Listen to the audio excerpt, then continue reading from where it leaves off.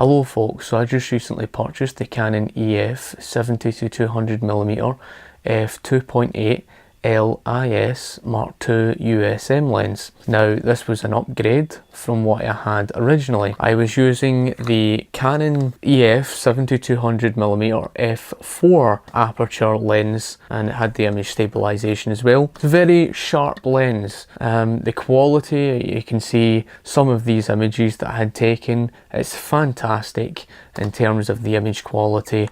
You really can't go wrong.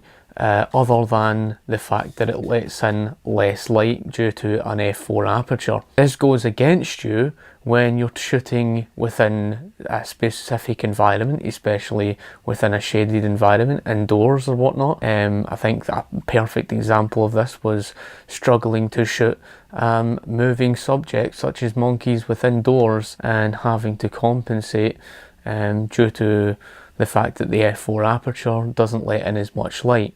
This is something that I will of course explain in a later video separately on things such as aperture, ISO and shutter speed to help you better understand. The f2.8 aperture is something that lets in double the light to that of what the f4 aperture does, and with the Mark II lens it really is a sharp lens. Some of the images that I had taken, and of course I've seen many videos out there which you can find out more detail about the lens specifically, such as things like chromatic aberration and things like that.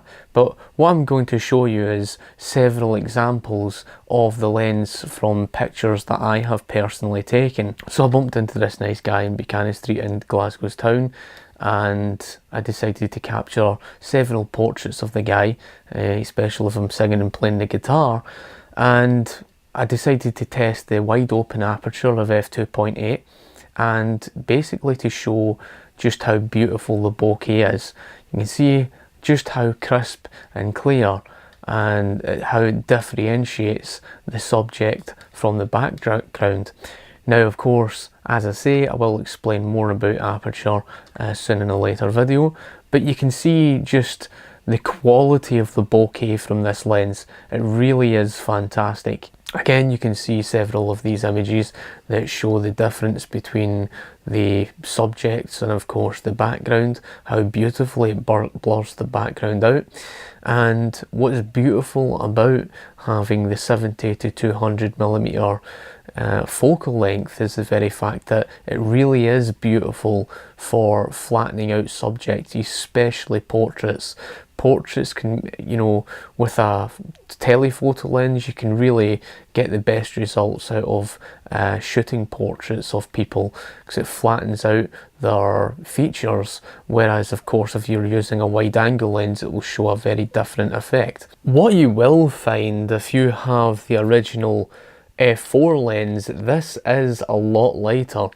You will feel that when you're holding this lens, the 70-200, and it's not just because I've got the camera body onto it, you will feel there's more weight to this lens. I wouldn't go as far as saying that this lens is something that you wouldn't be able to hold for a lengthy period of time. Trust me, I've got a 150-600mm sport lens by Sigma, and that lens is over 6 pounds in weight. It's heavy. That's a lens you wouldn't be able to hold for a lengthy period of time. But with this lens, I was going around town and I was shooting at the time, taking architectural shots in Glasgow, and I didn't have any problem for a sustainable period of time carrying this around. However, it must be said that yes, you do feel more weight within this lens to, of course, the f4 aperture. Don't get me wrong, it's not really that much of a big deal. In fact, I pretty much prefer it. It feels sturdier, and I feel the build quality is really, you know, something that if you did drop it, not that you would ever want to, but if you did drop it, you know, it would probably sustain it at least.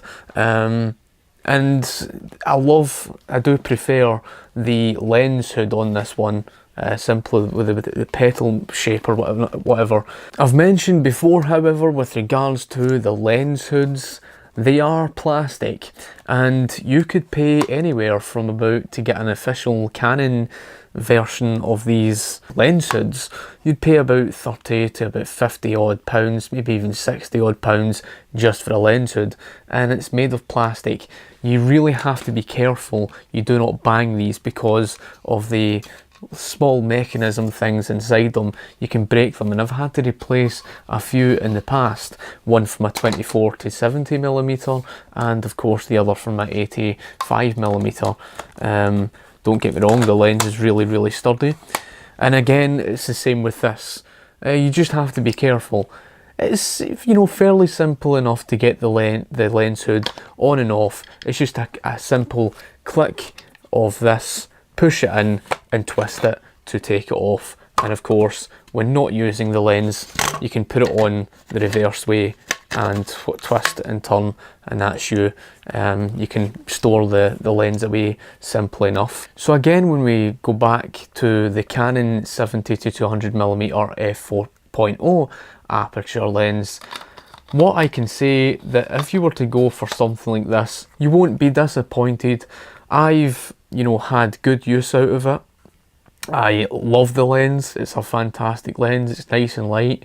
It's fantastic for shooting certain subjects close enough with the 200mm focal length. You can't go wrong in that regard, especially the range between 70 to 200. Like I say, there's only the certain moments where you will struggle to get certain images in a darker shaded area. Like I say, with the Canon 70-200mm f4.0 aperture, I did have fantastic use out of this lens. It did service pretty well. I enjoyed using it. It was one of my favourite lenses, still is. Of course, it's a downgrade from now of what I have of my 2.8 aperture Mark II lens, but this is a lens that you really can't go wrong with, and I've had, you know, great use out of it. I've taken many fantastic pictures.